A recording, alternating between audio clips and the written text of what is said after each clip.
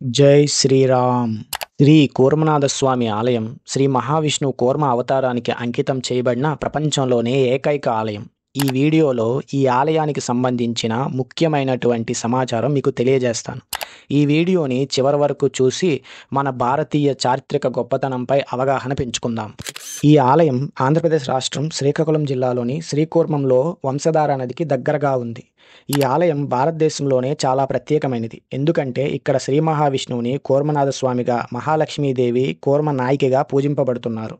ఇక్కడ డోలోత్సవం ఒక ముఖ్యమైన పండుగ. ఈ సమయంలో 20,000 కంటే ఎక్కువ మంది భక్తులు గుమిగూడి స్వామిని దర్శించుకుంటారు.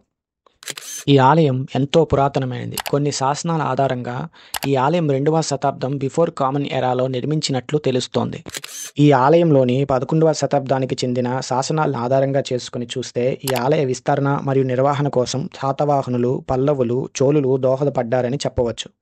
13వ శతాబ్దంలో ఈ ఆలయంలో ప్రదక్షిణా మండపాన్ని తూర్పు గంగు రాజవంశ రాజైన 3వ అనంగ భీమదేవుడు నిర్మించినట్టుగా శాసనాల ద్వారా తెలుస్తోంది. 12వ శతాబ్దంలో శ్రీ రామానుజాచార్యులు ఈ ఆలయాన్ని సందర్శించి కళింగకు చెందిన తూర్పు గంగు రాజవంశ రాజైన అనంతవర్మ చోడగంగు దేవుడి సహాయంతో ఈ క్షేత్రాన్ని పునఃస్థాపన చేసి వైష్ణవ ధర్మాన్ని కుల, మత, వర్గ, వర్ణ భేదం లేకుండా అంతటా వ్యాపింపజేశారు.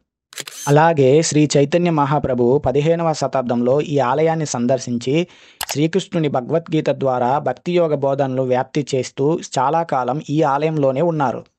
ఈ ఆలయం యొక్క గొప్పతనం ఏమిటంటే ఇక్కడ 2 ధ్వజస్తంభాలు ఉన్నాయి. ఒకటి శైవ మతానికి, మరొకటి వైష్ణవ మతానికి సూచిస్తూ ప్రతిష్ఠించడం జరిగింది.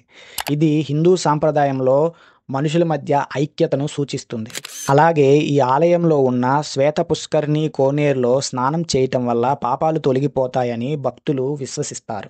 శ్రీ మహావిష్ణువు కూర్మ అవతారానికి అంకితం చేయబడిన శ్రీ కూర్మనాథ స్వామి ఆలయ చరిత్ర గురించి నేను చెప్పిన ఈ విషయాలు మీకు నచ్చినట్లయితే దయచేసి లైక్ చేసి కామెంట్ చేయండి. జై శ్రీరామ్.